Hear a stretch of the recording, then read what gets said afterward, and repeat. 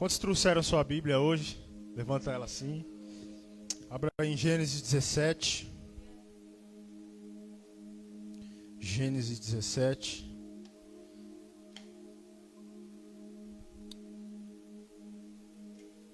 O tema tá aí, Bruno? Você conseguiu pegar o tema? Eu mandei, era não sei nem que hora.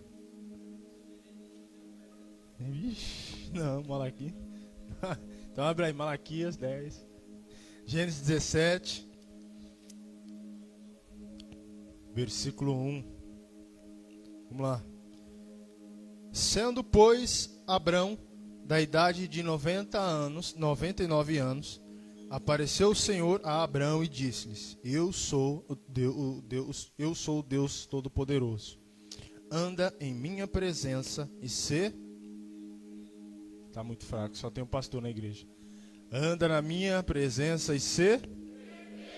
Agora sim, o pessoal chegou. Anda na minha presença e sê perfeito. Qual o tema aí? Presença de Deus, né? Eu tive que tomar cuidado na hora da minha música para não falar algo que eu ia falar aqui da pregação, né? Mas eu queria começar aqui, falar nessa manhã, que dentre muitas coisas maravilhosas que Deus ele faz nas nossas vidas, que nós podemos receber nas nossas vidas, a mais maravilhosa de todas é quando nós conhecemos a Deus e quando nós conhecemos a Sua palavra, quando nós conhecemos o que Deus vai fazer na nossa vida e tem feito na nossa vida.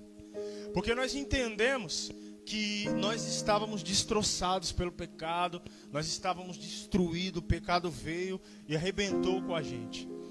E a gente sabe que agora o Senhor ele nos chama pelo nome. O Senhor nos chama pelo nome e nos dá uma nova vida. Então, se nós estamos aqui, é porque o Senhor nos deu uma nova vida, uma nova história, um novo começo. Esse é o nosso Deus, que nos dá tudo novo. E eu estava meditando uma coisa muito importante da minha vida, tem nada a ver aqui com esse texto, mas da minha vida. Eu passei um bom tempo da minha vida sem ter a ciência do que é paternidade. Muitos aqui tiveram pais, o pai, homem, paterno, e outros não. Só que quando eu entreguei minha vida para Jesus, eu comecei a aprender os atributos de Deus. Eu comecei a aprender quem Deus é, o que Deus faz. E um dos atributos de Deus que mais me chamou a atenção foi a da paternidade. Porque para quem tem pai, como o Jean tem um pastor, você que tem o seu pai, é fácil você ver Deus como pai. Mas para quem não tem, é difícil. E eu tive que trilhar por esse caminho de deixar Deus ser meu pai. Eu tive que trilhar por esse caminho de deixar Deus ser agora quem comanda a minha vida. Então foi maravilhoso saber que Deus ele é o meu pai. Foi maravilhoso saber que agora eu já não estou sozinho, porque Deus ele é um pai bom que está conosco em todo tempo, em todo momento. Ele é um pai maravilhoso que nos encoraja, que nos ensina, que nos supre, que tudo que nós precisamos ele tem para nós. Ele é um pai maravilhoso. E saber também que o Deus Todo-Poderoso que criou os céus e a terra, sabe, Deus criou os céus e a terra e há lugares bonitos, há lugares exóticos na terra. Lugares que talvez a gente vá ou talvez não. Mas olha só que engraçado. Deus resolveu habitar dentro de você. Deus resolveu habitar dentro de pessoas falhas, pessoas pecadoras. Deus poderia habitar no Cristo Redentor, na praia, sei lá, botar um trono lá no meio do mar e ficar de boa, tranquilo. Mas Ele está dentro de mim, Ele está dentro de você. Então isso é maravilhoso saber. E você só descobre isso quando você vai conhecendo a Deus, quando você entrega a sua vida para Ele. E esse versículo 1 do Salmo 17, ele vai mostrar algo que Deus ele faz nas nossas vidas, que é, Ele nos chama para andar com Ele. Ele nos chama para andar na presença dEle. E a vontade de Deus é que o Ronaldo todos os dias tenha uma comunhão constante com Ele. A vontade de Deus é que a Estela ouça Ele todo momento. A vontade de Deus é que a Bianca ande com Deus em todo momento. Essa é a vontade de Deus. E a vontade de Deus é que todo esse corpo que está aqui hoje viva para a sua glória. E para isso nós temos que andar com o Senhor. Para isso nós temos que entregar a vida para Ele. Sabe, e uma mentira precisa cair por terra no meio da igreja. Há muitos cristãos que não acreditam que Deus fala. Há muitos cristãos que não acreditam que o Senhor ainda fala com o seu povo. Isso é uma mentira. O Senhor, Ele fala com o seu povo. O Senhor, Ele quer se relacionar com o seu povo. O Senhor, Ele não quer só te abençoar. O Senhor, Ele não quer só te dar livramento. Ele quer falar com você. Ele quer te dar direção. Ele quer te levar por um caminho melhor. E eu preciso compreender isso. Essa é uma frase que eu sempre falo. Deus, Ele quer falar conosco. Deus, Ele quer falar aos nossos ouvidos. E uma das maiores necessidades da igreja é o que está escrito aí, eu acho. É o quê? A presença de Deus. É a presença de Deus. Sabe, nós não precisamos, nós precisamos da bênção de Deus. Mas o que é mais importante para nós é o Deus da bênção. O Deus da bênção é mais importante do que as bênçãos de Deus. E hoje o foco mudou nas igrejas. O foco da pregação mudou. Quando nós olhamos as pregações, nós vemos que o foco é o homem. São pregações antropocêntricas, onde o homem está no centro. Onde o homem é que manda em Deus. Sabe, é eu que mando em Deus, é eu que governo Deus, Deus é quem me serve, é o homem que recebe toda a glória. É Deus que serve o homem. Mas nós temos que entender e dar um basta nisso e dizer: Deus está no centro de todas as coisas. É tudo sobre Ele. Ele está no comando, Ele está no controle. Ele é o fim. E só quem tem o poder do fim tem o poder do princípio. Deus, Ele manda em todas as coisas. Ele manda na minha e na sua vida. Então quando alguém se levantar e dizer que Ele é o centro, você vai dizer: o centro é Deus. Deus está no comando de todas as coisas. Quando nós anunciarmos aquilo que Deus quer para o povo dele, Deus tem que ser o final da mensagem. E nós entendemos que quando nós buscamos a Deus de todo o coração, todas as coisas são acrescentadas. Sabe, no passado o desejo dos homens de Deus era o próprio Deus. No passado o desejo dos homens era buscar a face de Deus, era buscar a presença de Deus. E não tinha nada mais que valesse para eles do que a presença de Deus. Se não houvesse a presença de Deus na vida deles, não havia mais nada. Mais nada. E a mensagem que ecoava da boca de Isaías, em Isaías 55:6 é: buscai o Senhor enquanto se pode se achar. Essa era a mensagem de Isaías. Sabe, eu posso ver Isaías gritando: buscai o Senhor enquanto se pode se achar. E essa mensagem é para os nossos dias também. Deus, quando Ele fala para Abraão andar com Ele, Ele também vai mostrar para Abraão que há um caminho de perfeição. Nós vamos trilhar esse caminho. Nós vamos ter dificuldades, não vamos ser perfeitos, mas nós vamos alcançar, porque a perfeição está em Deus. A perfeição não está dentro de mim nem dentro de você. A perfeição está em Deus. Então, se nós queremos trilhar esse caminho, nós precisamos da presença de Deus. Nós precisamos de Deus.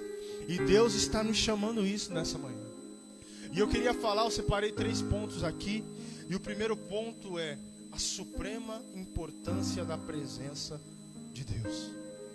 Sabe, o povo precisa desesperadamente da presença de Deus.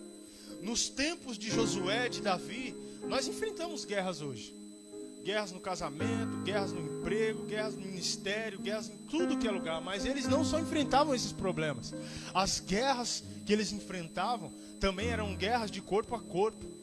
As guerras, as armas usadas eram espadas. As armas usadas eram lanças. Exércitos lutavam um contra outros. Nações contra nações. Então, eu preciso compreender que esses homens lutavam essas guerras.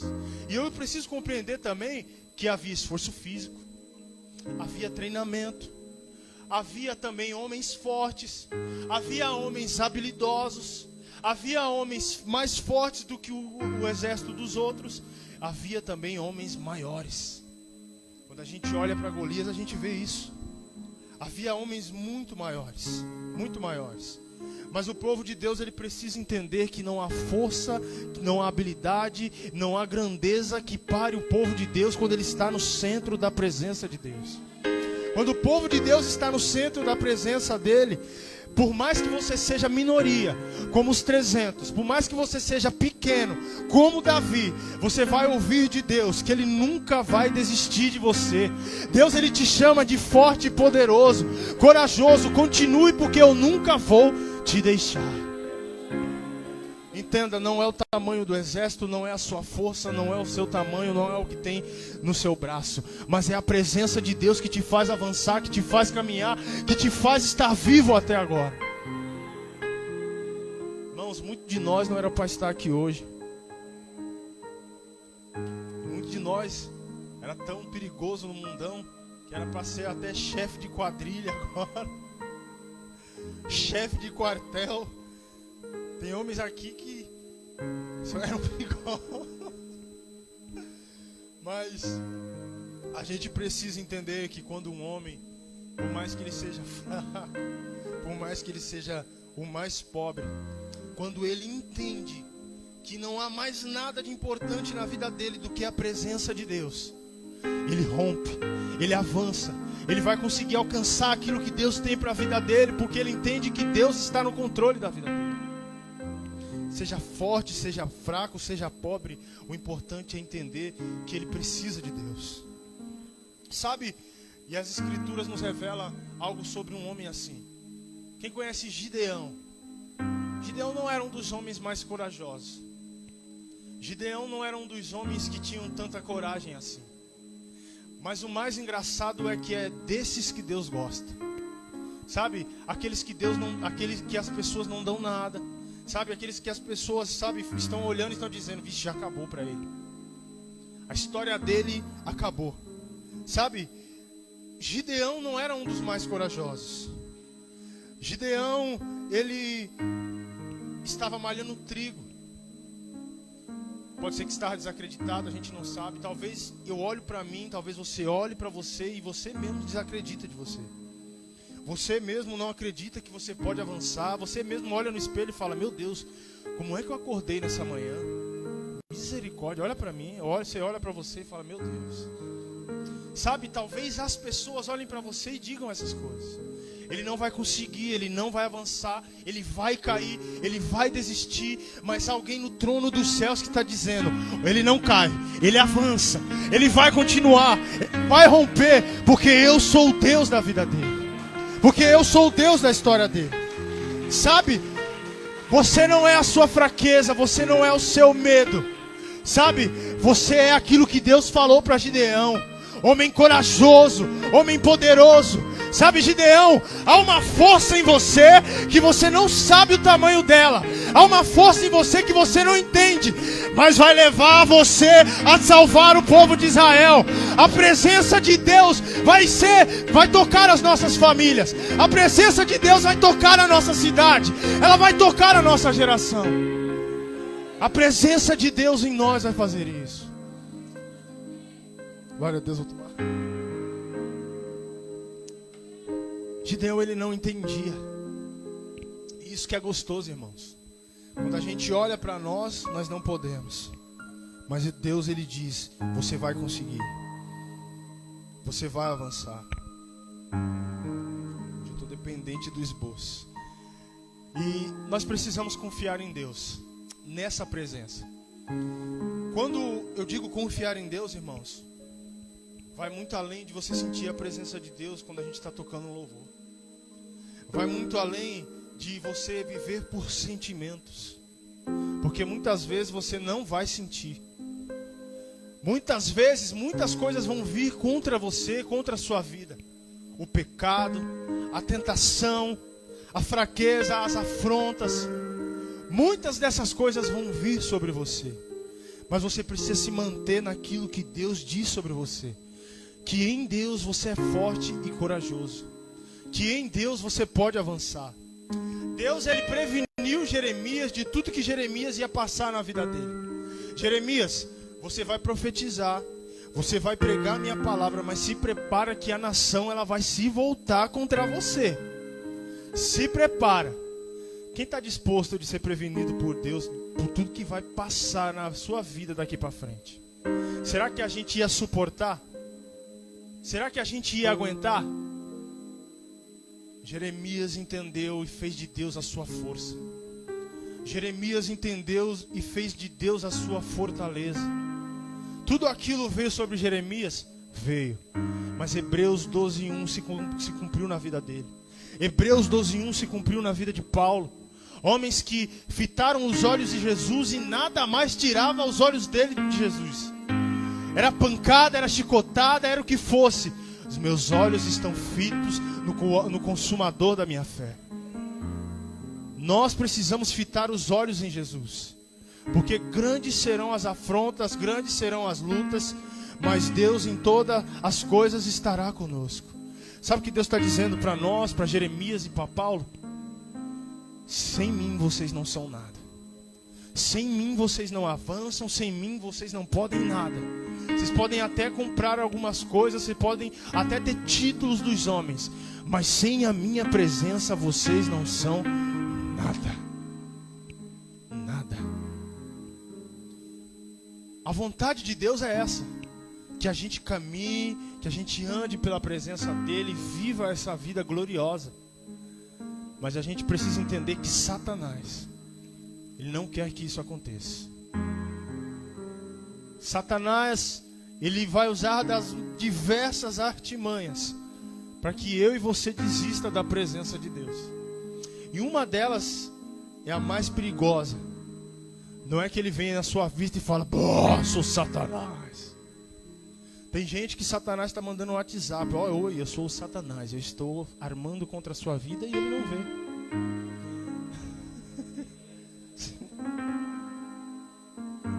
Mas tem algo que Satanás ele age na vida do crente, e é a convicção. Quando eu não tenho convicção de quem Deus é, de quem Deus é na minha vida, na minha história, eu sou um alvo frágil. Satanás ele pode deitar, rolar, cirandar, que nem Jesus falou. Ciranda, cirandinha, vamos todos cirandar. Coitado das crianças. Êxodo 33, do Êxodo 32 ao 34, nós vamos ver relatos, histórias sobre a presença de Deus, confiança, sabe? O povo se rebelando contra Deus. Mas no Êxodo 32, abre aí, Êxodo 32 na sua Bíblia. Êxodo 32, para não ficar só nas minhas palavras. Êxodo 32, 4. Nós vamos ver que faltou algo para o povo de Deus.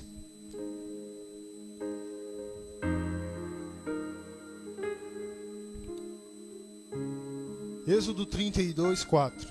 Vai dizer: e ele os tomou nas suas mãos e trabalhou com ouro com um burril, e fez dele um bezerro de ouro difundido, e tirou da terra do Egito. E ele os tomou das suas mãos e trabalhou o ouro com um burril, e fez dele um bezerro de fundição. Então disseram: este é o teu Deus, ó Israel, que te tirou da terra do Egito. Olha só, quem foi que tirou o povo da terra do Egito? Deus Todo-Poderoso. Mas a falta de convicção do povo fez com que o povo buscasse outro Deus. Eles pegaram os seus adornos, os seus brincos, correntes, tudo que tinham de ouro, e fizeram um Deus. Fizeram Arão e o povo fizeram um Deus. E depois que eles fizeram esse Deus, aí o pau comeu. Aí foi só, que nem o Hernandes Dias Lopes fala, foi a bancarrota, o pau quebrou, ó. Aí a Bíblia vai falar sobre a primeira vez sobre a farra. A Bíblia vai dizer que eles entraram na farra. Então o povo entrou na farra, sabe, deixou Deus, começou a loucura. E a maior tragédia que pode acontecer, irmãos, na vida do povo de Deus é quando Deus sai da vida deles. É quando Deus se retira, é quando o povo retira Deus da vida deles. Essa é a maior tragédia. Nós sempre falamos: se Deus é por nós, quem será contra nós? Mas e se Deus não está conosco? Moiou. Deus é por nós, quem será contra nós? Faz um acorde aí. Mas e se Deus não está conosco? Não, ficou bonito isso. Tem que ficar... Quem será contra nós? Sabe, Deus se afastou do povo. E na caminhada agora para Canaã, aquele povo estava caminhando sem Deus. Deus disse, vocês vão, mas eu vou enviar um anjo. Eu vou enviar um anjo para guiar vocês. E isso que eles fizeram fez com que todos os sinais de Deus, da presença de Deus, sumissem daquele momento. Já não havia mais a coluna de nuvem que guiava eles, a coluna de fogo, já não havia mais nada. Sabe, não existe nada pior do que você estar na presença de Deus e sair da presença de Deus. Você está diante de Deus, conhecer a Deus, ouvir de Deus, aprender de Deus, se alimentar de Deus, viver uma vida que glorifica a Deus, e agora você sai da presença de Deus. Foi isso que o povo de Israel fez. Eles abandonaram o Senhor. Sabe o que aquele povo teve que passar agora? Entender que na presença de Deus não há cor. Entender que na presença de Deus não há sabor, não há alegria, não há nada que Deus tinha dado para eles. Agora era somente eles. Nós não podemos nos acostumar com o pecado. Nós não podemos achar que o pecado é normal. E nesses dias de hoje o que mais acontece é achar que o pecado é normal. A gente ri com o pecado. As pessoas zombam de Deus na nossa cara e a gente ri. É assim, né? Deus é bom, né? Nós não podemos nos acostumar com o pecado. Nós não podemos nos acostumar com aquilo que traz a ira de Deus. Sabe, uma das coisas que o pecado traz é a ira de Deus. E a ira de Deus, e o pecado também, ele ofende a santidade de Deus. Eu comecei a pensar sobre isso, a ofensa da santidade de Deus. E a gente olha assim, a gente fala, isso é para quem é pro pastor que é teólogo, velho. Que palavra difícil, Ofensa da santidade de Deus, Que negócio doido é esse, Como a gente pode ofender a Deus? Sabe? Talvez você não vai entender aqui na terra o que é ofender a santidade de Deus. E você vai viver uma vida desleixada. Talvez alguns aqui vão entender e vão viver uma vida que glorifique a Deus. Mas tem um lugar que as pessoas vão entender o que é uma ofensa da santidade de Deus. É quando chegarem na eternidade e verem um Deus ofendido com tudo que eles fizeram que não glorificavam a Deus. Aí é que nem o Bruno falou, a coisa vai ficar feia, meu irmão. Aí a coisa vai ficar feia. E aí nós vamos virar teólogos e vamos entender o que é a ofensa da santidade de Deus. E essa não é a vontade de Deus para nós. Que nós vivêssemos assim. Todas as vezes que Deus ele vai fazer algo na vida do povo de Deus, o povo de Deus ele precisa entender que Deus ele vai mandar fazer uma geral, uma limpeza. Deus, quando vai restaurar o povo, ele manda que eles jogassem todos aqueles adornos, todos aqueles brincos e todos aqueles colares fora, porque aquilo lembrava aquilo que eles fizeram. Aquilo lembrava uma época odiosa para eles. E entenda aqui, mulheres, Deus não está falando para vocês jogar o brinco fora, nem o colar fora, não. Aquilo era para aquela época, viu? Aquilo era para aquela época. Aquilo era para aquela época. Agora vocês podem usar o brinco, podem usar o batom, pintar a unha de vermelho. Vocês que sabem. Mas todas as vezes que Deus ia fazer algo na vida dos homens de Deus, na vida do povo, ele mandava o povo fazer uma limpeza. Uma limpeza espiritual, quebrar altares. Sabe? Ele mandou que Josué, que Elias fizesse isso, derrubar os altares de Baal, abandonasse o pecado. Irmão, sabia que nós precisamos chorar pelos nossos pecados? Porque os nossos pecados são o que há de mais grave na terra. Os nossos pecados são o que faz a separação de nós e Deus. A única coisa que nos separa de nós de Deus é o nosso pecado. E Deus não quer que isso esteja na nossa vida. Deus não quer que isso esteja na nossa história. Não é a vontade de Deus que a gente viva dessa maneira, não. Ele quer que a gente quebre tudo isso. Homens e mulheres de Deus que querem a presença de Deus precisam ter coragem de derrubar os altares que estão os impedindo de chegar até Deus. Precisamos entender isso. Se nós não derrubarmos esses altares, nós não vamos viver o que Deus tem para nós. E quando a gente vai continuando lendo aqui o Êxodo 33, Moisés agora ele vai entrar numa sala com uma lousa e vai dizer: pessoal, senta aí que agora é hora de aprender como se volta para a presença de Deus. Senta aí que agora é hora de vocês aprender como é que busca a presença de Deus. Vocês viveram de qualquer jeito até agora, mas agora o pau vai quebrar. O pau vai quebrar e não é por causa de juízo de Deus, não. Nós vamos buscar a presença de Deus agora. Êxodo 33, 7 vai dizer dessa maneira: e tomou Moisés a tenda e a estendeu para si, fora do arraial, desviada, longe do arraial, e chamou-lhe a tenda da congregação. E aconteceu que todo aquele que buscava o Senhor saía à tenda da congregação, que estava fora do arraial. Voltar para o caminho de Deus, para a presença de Deus, irmãos, tem que ter coragem. Para quem já saiu da presença de Deus e agora está voltando, vai enfrentar um longo caminho. E não é fácil. Sabe, a gente precisa entender que só há um meio de voltar para a presença de Deus. É através de algo que talvez as pessoas estejam cansadas de ouvir. A pessoa vai falar: pô David, você vai falar de oração? Pô, Jean, você vai falar de oração num culto de domingo? Mas a única maneira, irmãos, de estarmos na presença de Deus é resgatando essas coisas. Que muitas vezes a gente senta a cadeira e a gente quer ouvir o quê? Palavras de glória, palavras de bênção. Quando na semana a gente não busca o Senhor. Quando na semana a gente não está nem aí para Deus. Mas quando chegamos aqui queremos levantar a mão e queremos sentir a presença de Deus. E nós entendemos que não funciona dessa maneira se a gente não prepara o culto na nossa casa.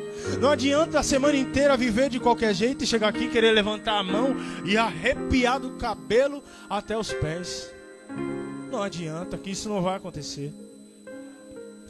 A gente pode fazer um acorde mais menor com a nona, com a sétima, aumentada com a 13ª, que seu coração chega, vai balançar, mas você não vai sentir a presença de Deus. Você não vai sentir a presença de Deus. Se nós não voltarmos à oração, se nós não voltarmos à busca do Senhor, a presença de Deus ela não vai vir sobre nós. Todas as vezes na história que você vê o povo de Deus buscando o Senhor, você vai ver Deus se manifestando na vida daquelas pessoas. É quando Pedro está preso e os discípulos estão orando e Deus envia o anjo e tira Pedro da cadeia. É quando Paulo e Silas estão na cadeia, as cadeias tremem.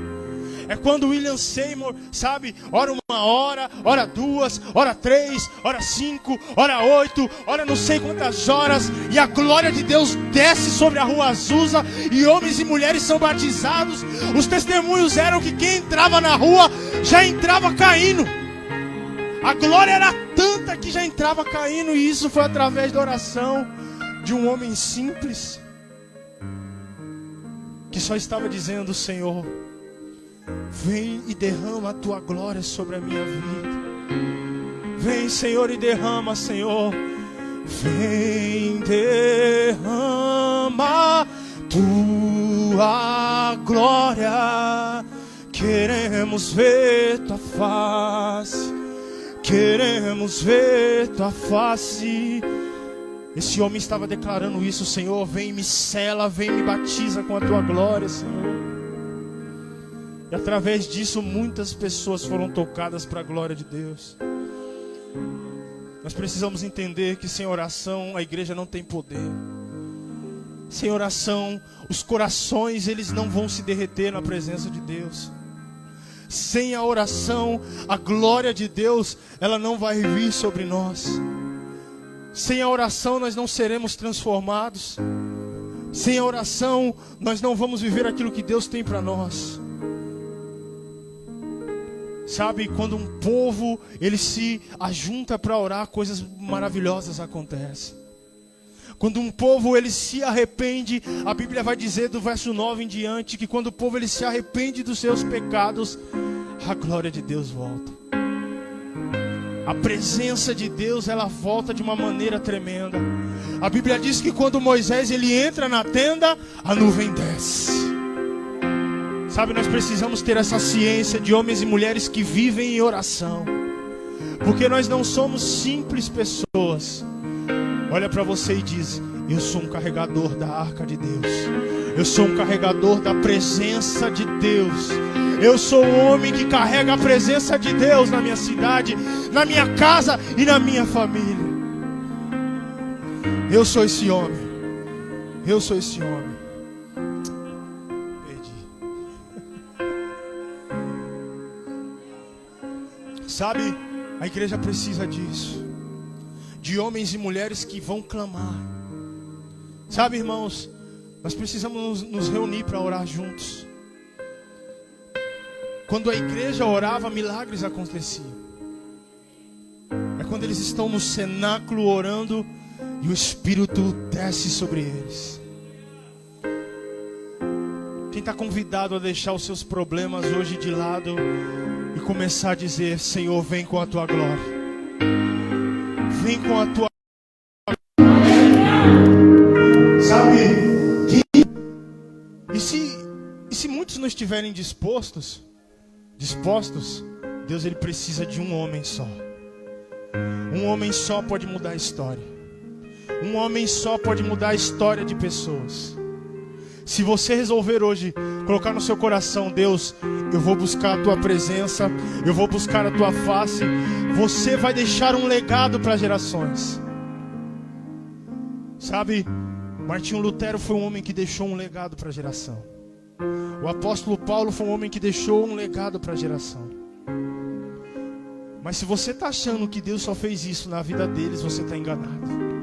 Deus ele olha lá do céu e diz: Bruno, você vai deixar um legado para a geração. Você vai deixar um legado para a geração. Quando pessoas lembrarem de você, vão falar: esse era o cara que falava de Deus com autoridade. Esse era o cara que quando eu chegava perto eu queria buscar a Deus. Esse era o cara que me incentiva a buscar a Deus. Ele já está na cova, mas ele é um cara que buscava a Deus de verdade. Deus ele tem isso para mim e para você, um legado que vai passar de gerações em gerações. Mas tudo que eu preciso fazer é falar: vem com a tua glória, Deus. Vem com a tua glória, Senhor. E ele vai se derramar como chuva. E se